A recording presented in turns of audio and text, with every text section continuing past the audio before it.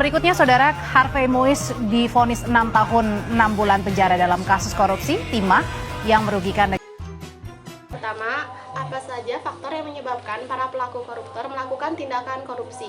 Jadi korupsi itu tidak hanya terjadi karena faktor individu, tetapi juga dipengaruhi oleh faktor sosial, lalu ada ekonomi, sistemik, dan struktural yang lebih besar. Jadi untuk mencegah terjadinya korupsi, perlu adanya upaya komprehensif untuk memperbaiki sistem pengawasan, menumbuhkan budaya transparansi, dan integritas. Baik, pertanyaan kedua, apakah hukuman bagi para pelaku koruptor sudah sesuai dengan hukum yang berlaku dan sesuai dengan tindakan yang telah diperbuat?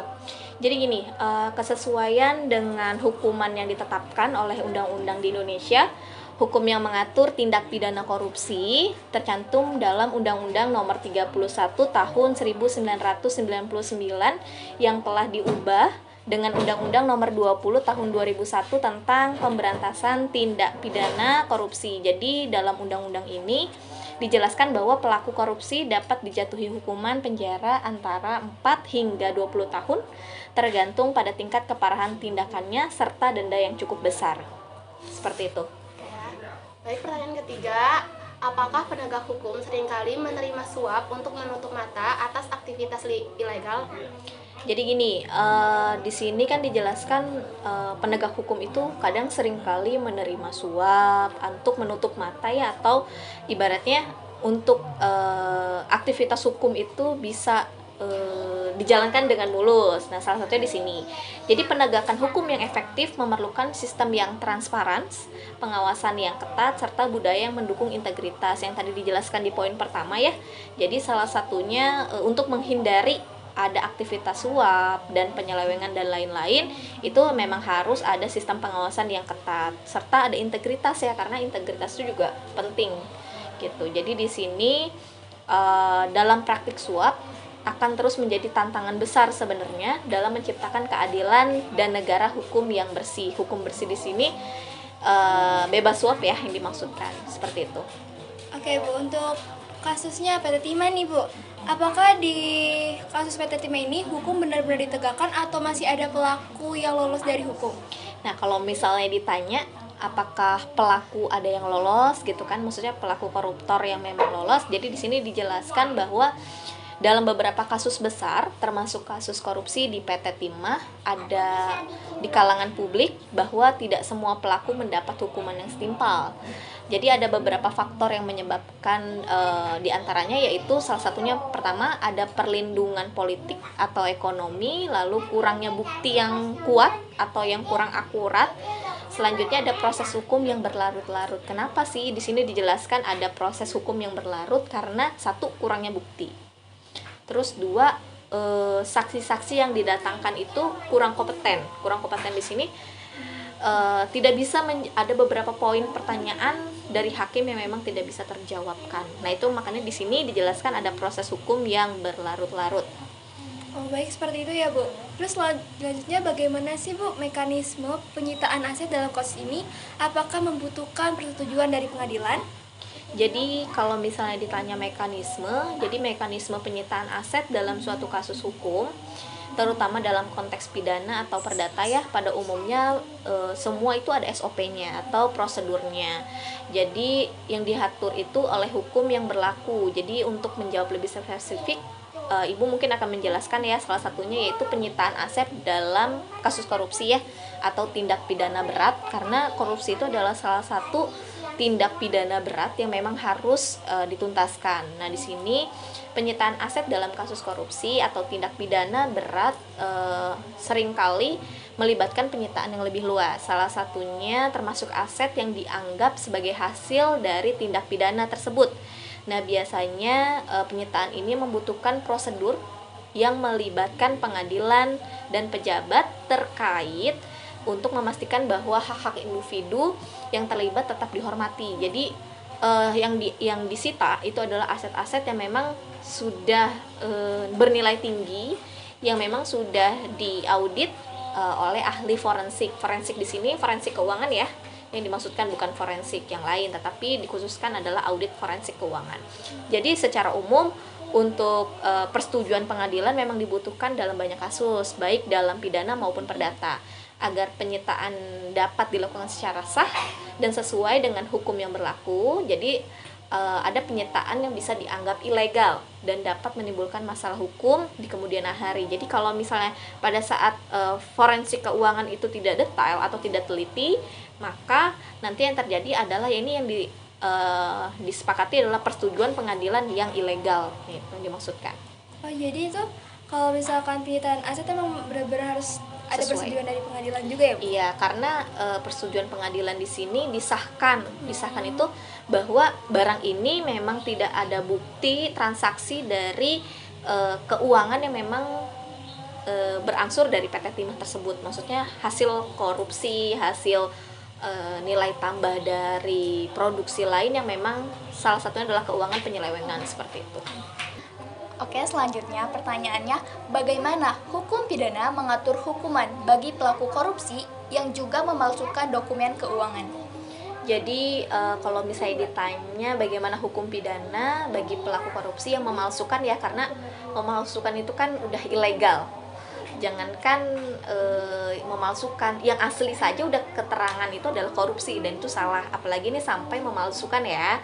Nah, di sini juga dijelaskan ada beberapa undang-undang yang memang dijelaskan pelaku korupsi yang juga memalsukan dokumen keuangan bisa dikenakan hukuman berdasarkan kombinasi dari beberapa ketentuan dalam Kitab Undang-Undang Hukum Pidana atau KUHP serta undang-undang khusus seperti Undang-Undang Nomor 31 Tahun 1999 tentang pemberantasan tindak pidana korupsi, dan diubah undang-undang itu dengan Undang-Undang Nomor 20 Tahun 2001 dan Undang-Undang Nomor 19 Tahun 2016 tentang Informasi dan Transaksi Elektronik atau ITE ya, yang kalian tahu, jika penggunaan dokumen palsu dilakukan dalam transaksi elektronik. Jadi semua karena memang sudah beralih ya ke elektronik, dan itu masuk ke Undang-Undang ITE gitu. Berarti kalau kasus seperti ini tuh bakal kena hukumannya tuh berdasarkan undang-undang gitu ya? Iya, berdasarkan dengan undang-undang, karena kalau tidak ada landasan hukum, nah itu namanya ilegal gitu. Makanya kita diadakan kebijakan yang berlandaskan undang-undang seperti itu. Oke, baik, pertanyaan berikutnya. Bagaimana mekanisme hukum melacak aliran dana hasil korupsi PT Timah ini?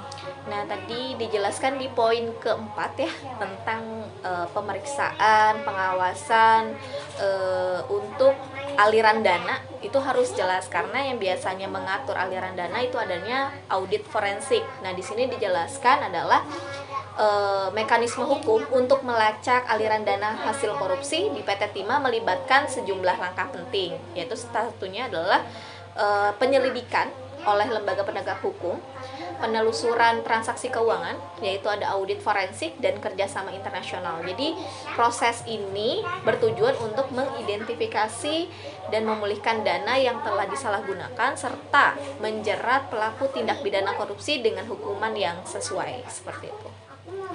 Oke, langsung pertanyaan berikutnya aja ya. Apakah perlu dilakukan pengadilan khusus untuk kasus korupsi ini agar kasus ini tuh cepat gitu?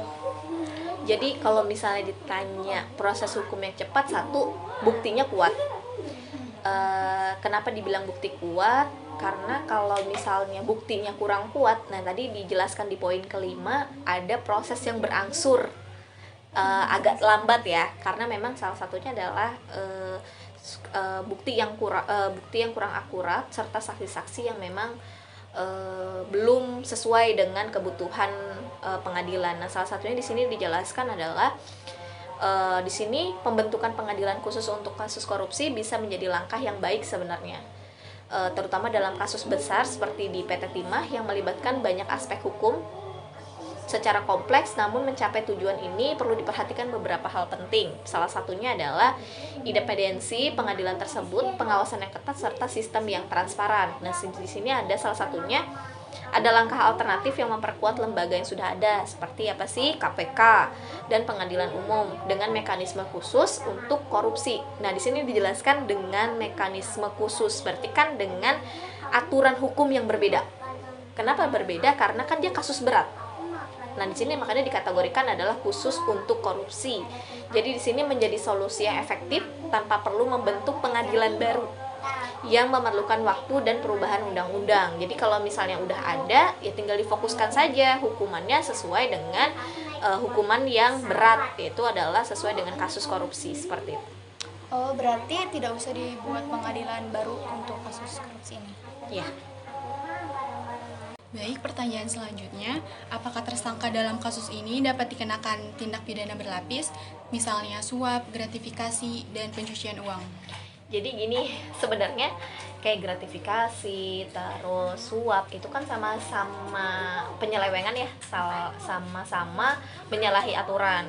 Nah, di sini dijelaskan jadi tersangka dalam kasus korupsi di PT Timah.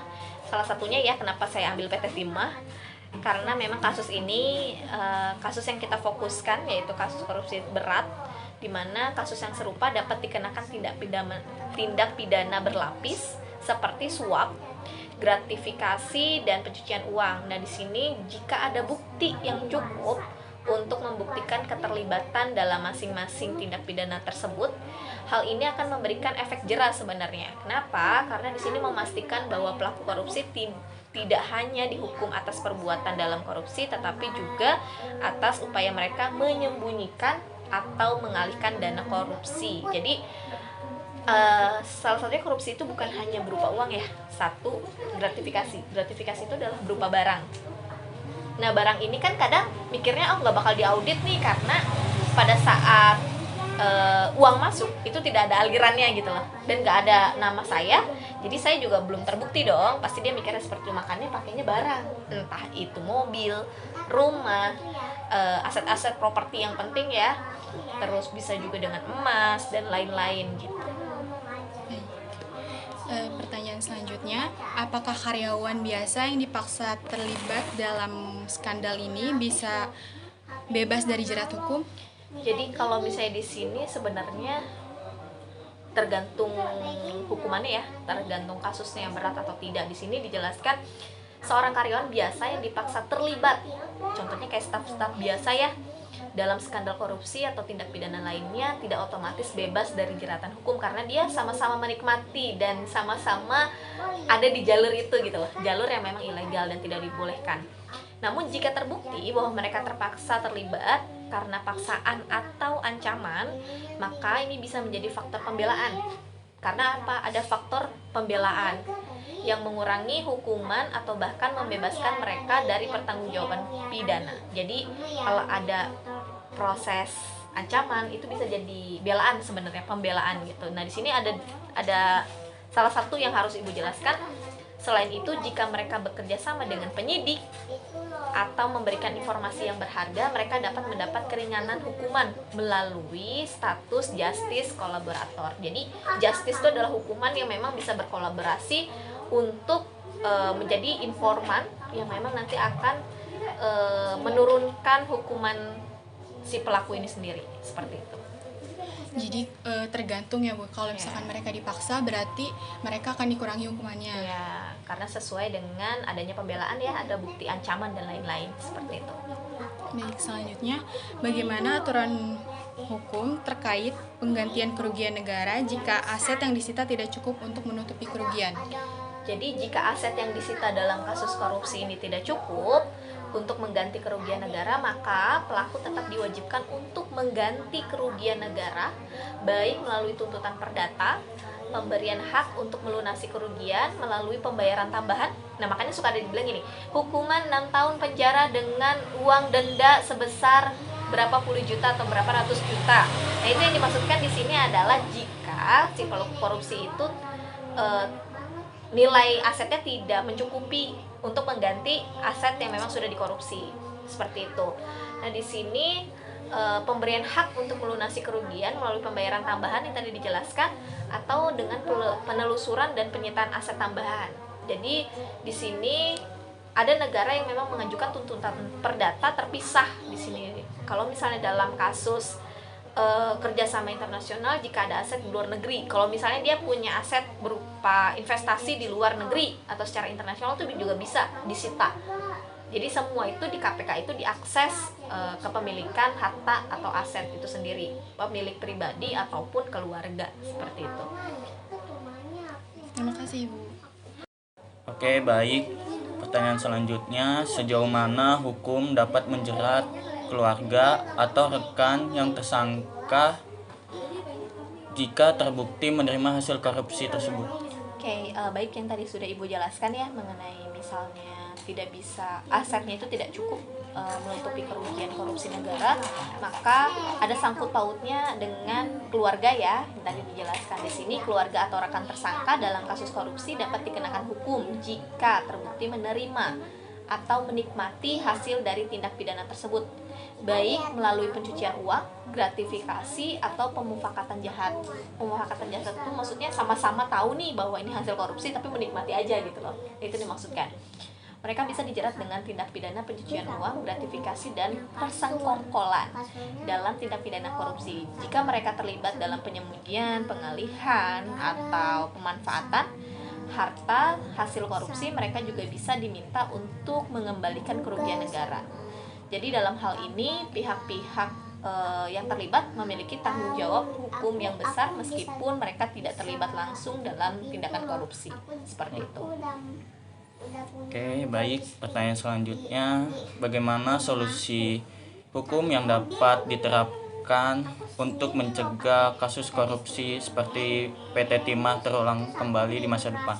Oke, di sini mencegah kasus korupsi seperti yang terjadi di PT Timah memerlukan pendekatan hukum yang holistik ya, yang mencakup pengawasan yang ketat, adanya transparansi, akuntabilitas, serta penegakan hukum yang tegas.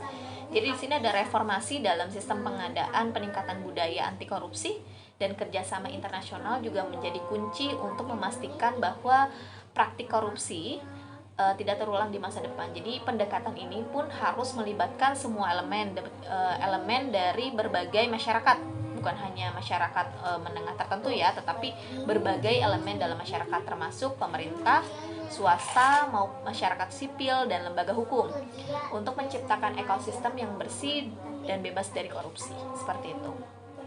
Oke, pertanyaan selanjutnya, bagaimana memberhentikan aktivitas suap menyuap yang telah terjadi? Jadi untuk memberhentikan ya atau memberantas praktik suap menyuap memerlukan pendekatan terintegrasi. Terintegrasi itu maksudnya terarah gitu loh, dan sistematis, mulai dari penegakan hukum yang lebih tegas, transparansi dalam proses pengadaan, hingga pendidikan budaya anti korupsi dan pemberdayaan, namanya adalah whistleblower. Diperlukan kolaborasi antara lembaga penegak hukum, sektor swasta, pemerintah, dan masyarakat untuk menciptakan ekosistem yang bebas dari suap dan korupsi. Seperti itu. Oke, terima kasih. Terima kasih. Ya, sama-sama.